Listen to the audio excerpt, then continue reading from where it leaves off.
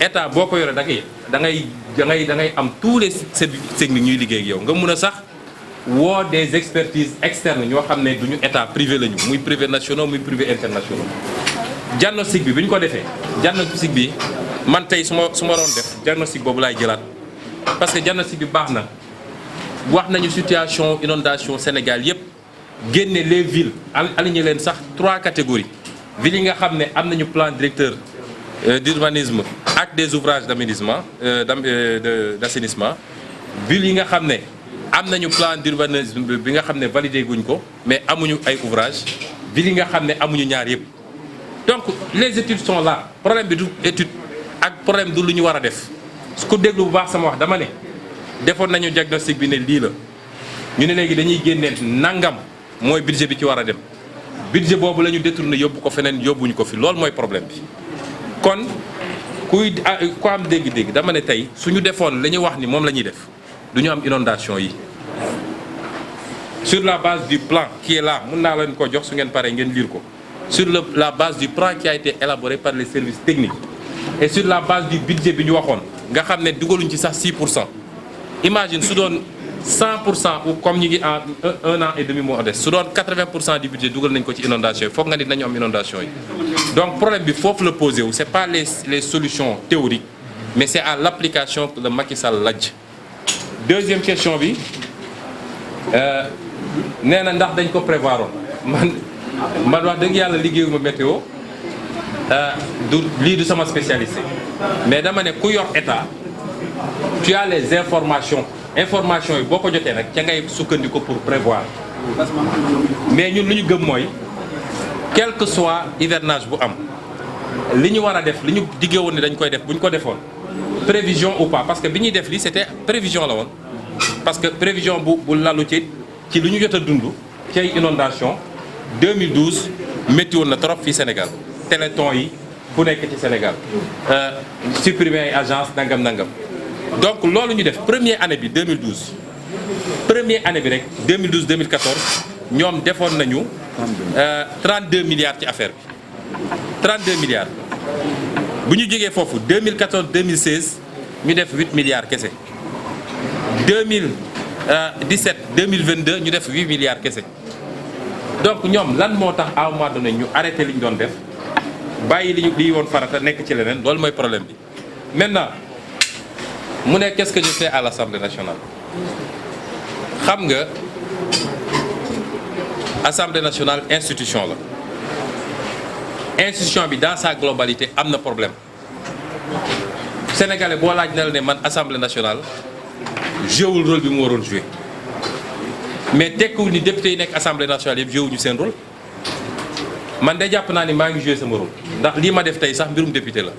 dem naa ci population yi wax ak ñoom bi ma paree gëstu naa mbir mi ba mu leer ma ñëw taxaw leeral askan wi loolu rôle député la ñaata député ñoo koy def donc man la ma war a def assemblée li taxoon ay nit wóolu ma ba yóbbu ma fa maa ngi koy def taamul sénégalais bu ko mën a weddi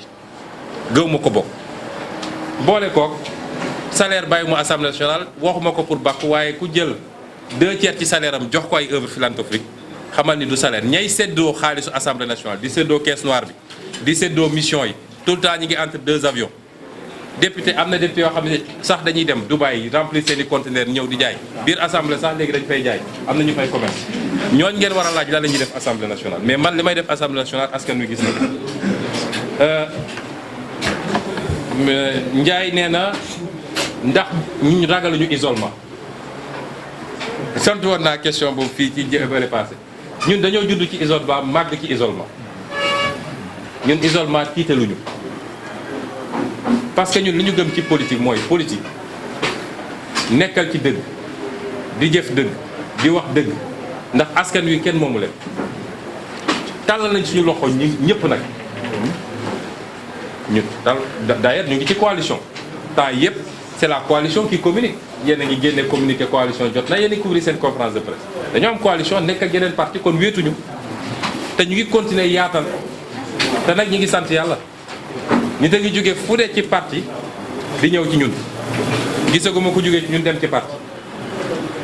kon ñun suñu weetaay gêné wuñu parce que dañoo poser problématique système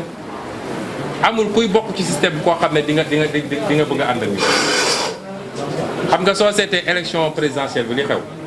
ñu bëri foogoon nañ ni fan la ñuy jóge dig ñun kenn dootul wax suñu affaire parce que même ay nit yoo xam ne en apparence ñun ak ñoom ñoo bokkoon discours mais bi choisir jotee dañoo choisir dem ci li ñu tuddee woon la grande coalition ñëpp jàpp ni nag dañuy génn élection bi avec 1% et puis kenn dootuñu tudd askan bi wane na leneen te loolu mu ngay continuer di yokku ci rythme boo xam ne ñoo ngi ciy sant yàlla kon ñun nous restons ouverts à tout le monde mais ragaluñu wéet ci dëgg parce que bëgg a ànd ak nit tubaab danaan je préfère marcher seul que mal accompagné te askan wi kenn moomu ko ñi ngi seetu ñi ngi xool ñi ngi seetal kon loolu c'est pas un problème maa nag ci problème bi ci question bi wéetuñu si nag opposition bi am na ay position waaye ñun suñu position wéetuñu ci moo tax front bi ne ñun mënuñu jël position ci lii parce que am na ñu ne lii am na ñu ne lii ma fàttali lan moo ne woon suñu position d'abord ñun suñu position du pour ànd ak Massamba wala xeex Mademba ñun ci principe la ñuy doxee am na ñu ne Sonko vote diw wala Sonko combat diw déedéet ñun dañu ne benn jàpp nañ ni échelon bi gën a pertinent mooy échelon législatif élection législative parce que élection législative ngay génn ñu ne kii am na nangami député kii am na nangami député dem leen assemblée nationale ngeen def foofu du dialogue politique yéenay voté les lois yéenay voté le budget yéenay contrôler l'action du gouvernement ainsi de suite kon foofu la débat démocratique bi di am pendant 5 ans dans les régimes yi mu am li ci ëpp boo seetee ci assemblée nationale lañu koy joué élection présidentielle dañuy dem def élection mais benn président moo ciy gën mënoo génn élection président ne bon j'ai un statut d'ancien candidat donc man maay déedéet benn président moo am ñeneen ñëpp dem takkuwaat préparer beneen élection kon mënoo laajte statut foofu ñaareel bi ñu ne quel que soit échelon bu ñu jël parce que ñun ça nous intéresse pas tey suñu ma ne woon yaay chef de l'opposition ma ne leen suur naa parce que man bëgguma je ne veux pas être décrété chef de quoi que ce soit ñu ne kon bu mënul ñàkk ba mënul ñàkk quel que soit échelon bi ñu jël mënul rétroactif parce que constitution bi dañ ko voté en 2001 la Abdoulaye njëkk a dugal les droits de l'opposition 2016 ñu def référendum ñu yokk ci quelques points mais mosuñoo voté une loi pour dire nii la war a demee donc su dee 2020 wala 2021 la ñu voté loi bi loi boobu à partir de prochaine élection lay mun a entrer en vigueur waaye mënul rétroagir pour jël élection yi passé c'est ça notre position et nous l'assumons c'est ni pour Massamba ni contre Mademba et ça bu dee loolu la ñu war a wéet moom dañ ci yàgg wéet Touré dafa laaj kan ban assemblée nationale du def audit enquête parlementaire ak audit bokkul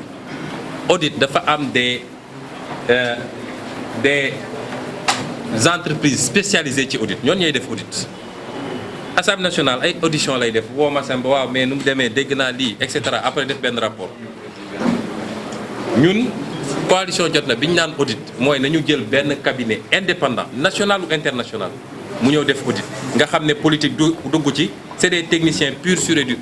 Cour des comptes bi ngeen di gis rapport am mais Cour des comptes day jël ay auditeurs ñu def audit ñëw jox leen ñu booleeg ñoom li ñu doon def seen rapport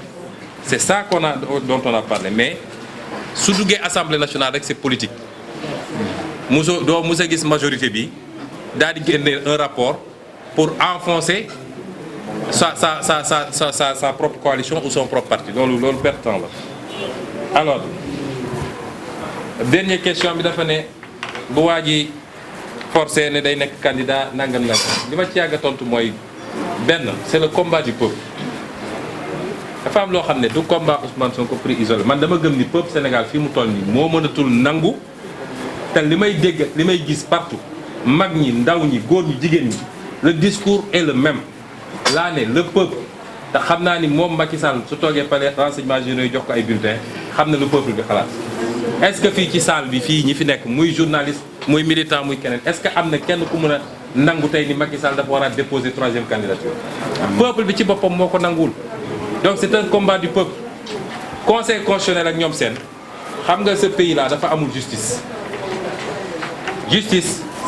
peut-être justice des voleurs de poulet am na ak yu demee noonu soo waxee ñu ne tribunaux yaa ngi dox mooy loolu mooy tribunaux des gens ordinaires mais dès qu'on parle de l'État la justice disparaît te justice su ñuy wax état de droit mooy un système où l'État est soumis au droit donc fii soo tuddee Macky Sall wala nga tudd rek justice amatul cour constitutionnelle yooyu waxoon naa ko fii ci jamono présidentielle réew mu tàkk ci Afrique cour constitutionnelle yi bokk nañ ci ñi ko taal te seen responsabilité la moo tax Mali bi problème bi amee li ñu njëkk a réclamé ñoom c'était dissolution cour constitutionnelle bi IBK jaaxle dafa tas cour constitutionnelle teg ci assemblée nationale kon ñun li ñu wax mooy le moment venu ce sera le combat du peuple te man gëm naa ni lu raw 2012 dina fi am lu raw 2011 parce que le peuple ne peut pas accepter que Macky Sall ak li mu yàq ci réew mi yëpp boole ko constitution bi mayu ko mu ñëw taxaw naan day def 3e mandat loolu laa ci mën a wax ci lu gàttal la ca des nag kenn ku ne am na ci rôle bu muy joué dina ko joué ci suñ ci tollee. je crois que tontu naa question yëpp ñu ngi leen di gërëm di leen sant ñoo ngi ci bu soobee yàlla ci fan yi rek dina am luy génn bu soobee yàlla.